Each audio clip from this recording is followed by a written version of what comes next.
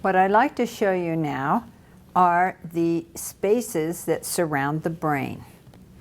The brain that we looked at in our introduction had its tough outer covering called the dura mater, or tough mother, hard mother.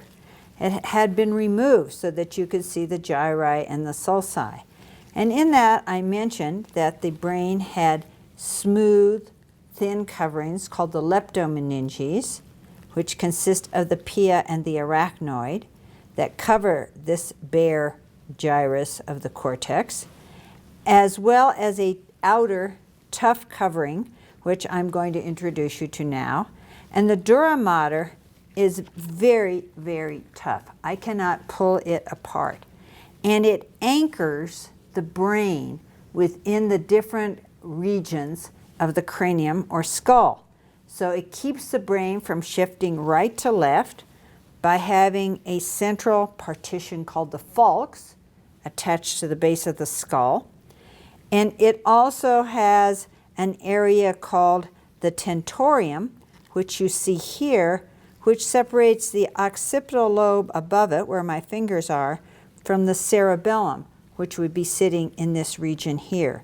So the brainstem is in its own compartment, as well as the hemispheres in theirs, and there is no right to left shift. Because the brain is in the skull, which cannot expand, any kind of additional space occupying structures such as cerebral spinal fluid or blood will cause the brain to be distorted because the dura mater cannot accommodate. They're in a fixed enclosed box. So let's look at this dura mater. The surface of the dura mater, the lateral surface, has on it an artery. These are branches that you can see here, still with some blood in them, of the middle meningeal artery. The middle meningeal artery, along with the trigeminal nerve, supply the dura. That means the dura is exquisitely sensitive. I want to show you a model that I have. I'm going to take off the skull, and let's see, I'm going to turn it around so it's a little easier for you to see. This is the posterior part of the skull, the anterior or frontal region, and we have areas or fossae of a temporal fossa and a posterior fossa and an anterior fossa. So the lobes of the frontal lobes sit here, the temporal lobes sit here, and the cerebellum and brainstem sit back here. And that structure I just showed you, the tentorium, is spanning across from this area here to this area here and along the posterior area. And that separates the brainstem from the cortex. And this has some very important consequences. This middle meningeal artery that comes up through an external foramen spreads out over the surface of the skull, even leaves an indentation on it. And when you take out and look at a skull cap, you can see the grooves from that artery. And that is the same artery that you see here. So, given that this artery is right underneath the temporal bone here, all right, so this is the temporal bone, that means that a trauma to the temporal side of the skull can lacerate, can cut these arteries, and then you have bleeding into what we call the epidural space. And because this is arterial blood, this is very life-threatening. It's the most life-threatening of the hemorrhages into the three cerebral spaces that I'm going to talk about. So the first hemorrhage we can have is an epidural, arterial bleed, usually due to trauma. There can be other regions, but this is the most common. Then there is what we call the subdural space. So if I reflect back the dura, I can see that coming over to the surface of the dura are large veins, and they are emptying into a sinus, a fold in the dura, the superior sagittal sinus, where the most of the superficial blood from the brain is draining. These veins that come across and have to bridge over to the venous structure, which you can't see right now, but I'll show you in a minute, these bridging veins can easily be sheared or torn, particularly in a brain where there has been some atrophy. And this bleed then is into this space under the dura and is a subdural bleed. So a subdural hematoma is an important thing to recognize, and what happens is that hematoma, as it increases in size, pushes and depresses and damages the cerebral cortex if not evacuated, and eventually can lead to death. I showed you the tentorium on this loose piece of dura and said that the brainstem went through it. So now what I want to do is let you peer down and see the tentorium in place.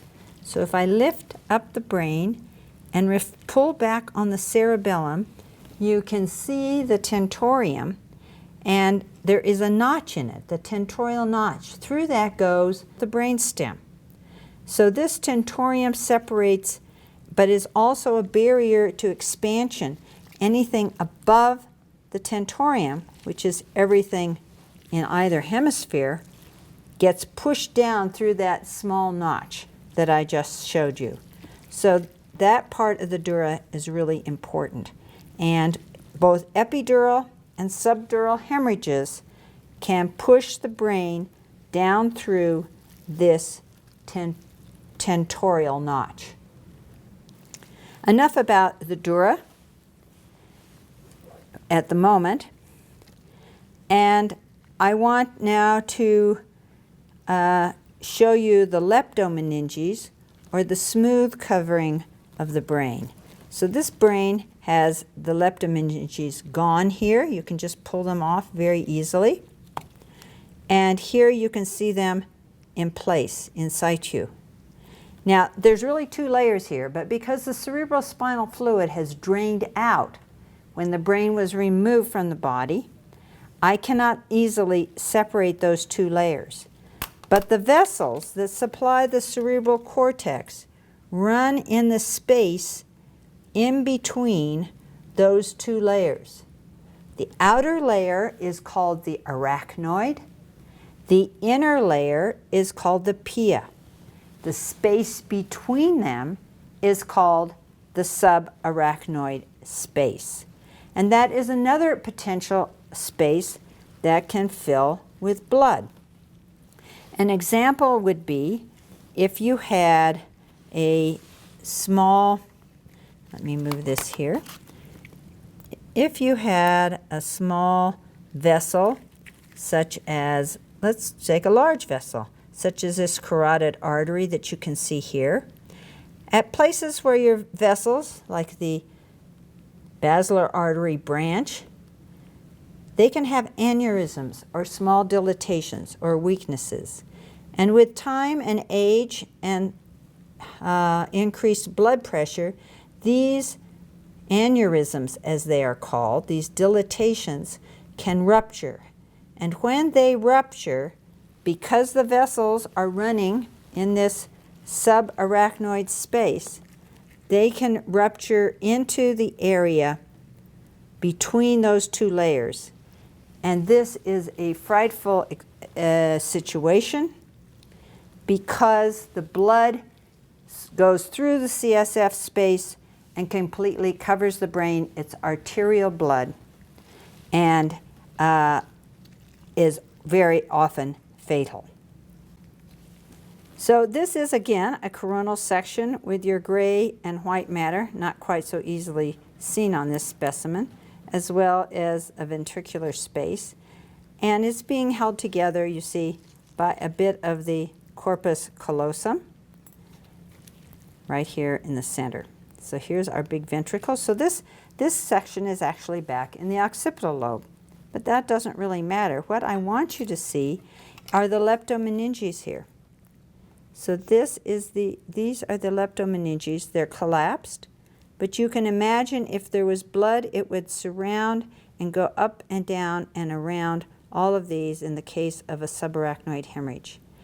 Right here in the midline, the meninges have these little projections from the arachnoid. Remember, the outer layer is the arachnoid. These arachnoid projections, or villi as they are called, actually project into the main sinus that runs down the middle of the dura, the superior sagittal sinus. And these arachnoid granulations we'll talk about when we talk about the circulation of cerebrospinal fluid. On this brain, they're even more visible. There is a cluster of them right here and here, if you look at them close up.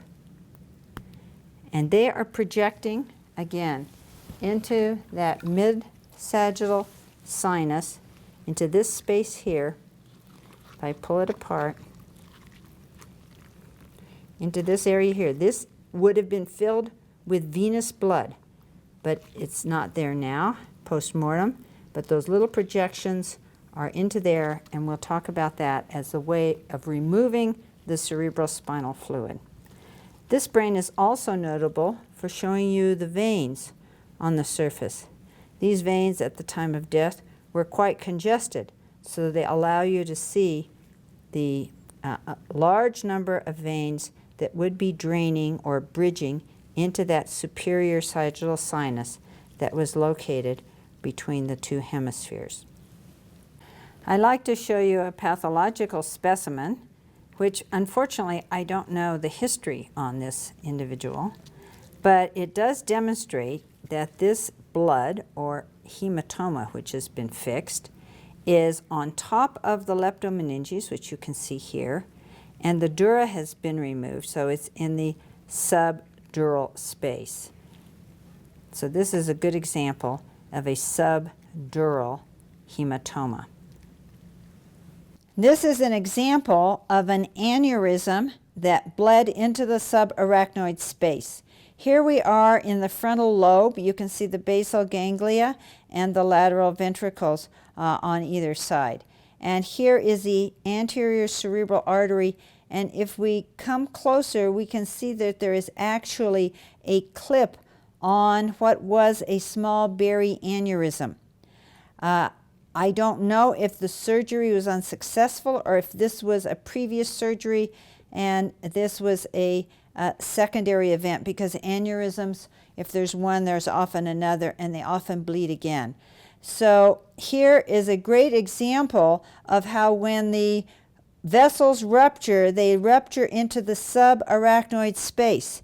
We can look at this more posterior section, coronal section, and you can see that all these sulci are outlined by blood that is moving through where the cerebral spinal fluid should be. So we have blood in the subarachnoid space. Here the blood has ruptured up into the parenchyma of the tissue. In fact, in some cases, there's enough pressure in a large anterior cerebral artery aneurysm, for example, on this large artery here, that you could blow blood, so to speak, into the lateral ventricle. It's like turning a fire hose on a bowl of custard.